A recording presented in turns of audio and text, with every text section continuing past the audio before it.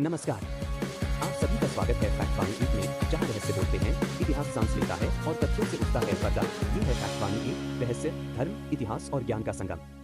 अगर आप सच्चाई के पीछे छुपे रहस्यों को जानना चाहते हैं, तो आप बिल्कुल सही जगह पर हैं। कुंभकर्ण के 6 महीने सोने के बाद उनकी पत्नी किस राक्षस के साथ संबंध बनाती थी और उसके बेटा कौन था? 6 महीने की नींद में लोरी थी युद्ध की। जब जागा कुंभकर्ण, कांपी थी पृथ्वी सुदबुद की। भोजन नहीं, रणभूमि उसका उत्सव था। राक्षसों में भी जो अद्वितीय, वही कुंभकर्ण प्रतापी यश था। भाई रावण से भिन्न, नीति का था पक्षधर, राम के प्रति भी रखता था सम्मान भर।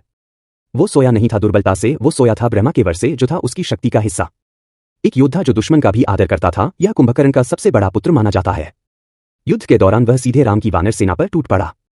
उसके पास एक दिव्य भाला था, जिसे वरदान मिला था कि यदि सामने वाला धर्म के मार्ग पर न हो, तो यह उसे सीधे मृत्यु दे देगा। उसने एक के बाद एक वानर योद्धाओं को मौत के घाट उतार दिया। हनुमान आए और बोले, अधर्म पर चले योद्धा की शक्ति भी सीमित है। फिर एक ही घूंसे से नरांतक की छाती फाड़ दी। देवांतक का उद्देश्य था देवताओं का नाश करना, इसलिए उसका नाम पड़ा देवांतक। वह शिव भक्त था और उसे रावण की तरह कई शक्तियां प्राप्त थीं। वह बेहद क्रूर और भयावह रूप में युद्ध में उतरा। अंगद से उसका आमना सामना हुआ। दोनों के बीच कई मिनटों तक भयंकर द्वंद्व चला। अंततः अंगद ने उसे अपने पैरों से उठाकर धरती पर दे मारा। जब रावण ने राम से युद्ध ठाना, तो लंका की धरती पर एक से एक बलशाली राक्षस उतरे। लेकिन एक ऐसा योद्धा था जो कुंभकर्ण का बेटा था। उसकी दहाड़ से देवता भी कांप उठे। उसका नाम था नरांतक। कुंभकर्ण वो राक्षस जो 6 महीने सोता और जब जागता तो विध्वंस कर देता। लेकिन क्या आप जानते हैं, उसका एक नहीं बल्कि 2 पुत्र थे, नरांतक और देवांतक। यह दोनों ही युद्ध में लंका की सेना के सबसे घातक योद्धा माने जाते थे। नरांतक के पास था एक दिव्य भाला जो किसी भी योद्धा को भस्म कर सकता था। राम की वानर सेना में खलबली मच गई थी। तब आया हनुमान और नरांतक को उसके घमंड सहित धराशायी कर दिया। हनुमान ने उसे ऐसा प्रहार मारा कि उसकी आत्मा तक कांप उठी, देवांतक, जिसने कई वानरों को एक ही वार में समाप्त कर दिया।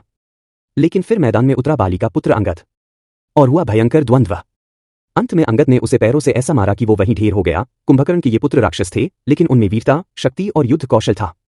इनका अंत दिखाता है कि चाहे शक्ति कितनी भी हो, धर्म के सामने अन्याय टिक नहीं सकता। जो मनुष्यों का अंत करे। विवरण, यह राक्षस राम रावण युद्ध में रावण की ओर से युद्ध करता है।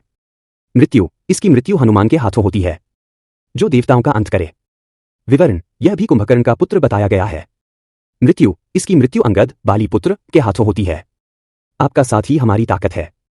अगर ये वीडियो आपको थोड़ा भी रोचक लगा हो तो लाइक करें, शेयर करें और फैक्ट वाणी एक को सब्सक्राइब जरूर करें, क्योंकि रहस्य यही जीवित हैं। Subscribe my channel.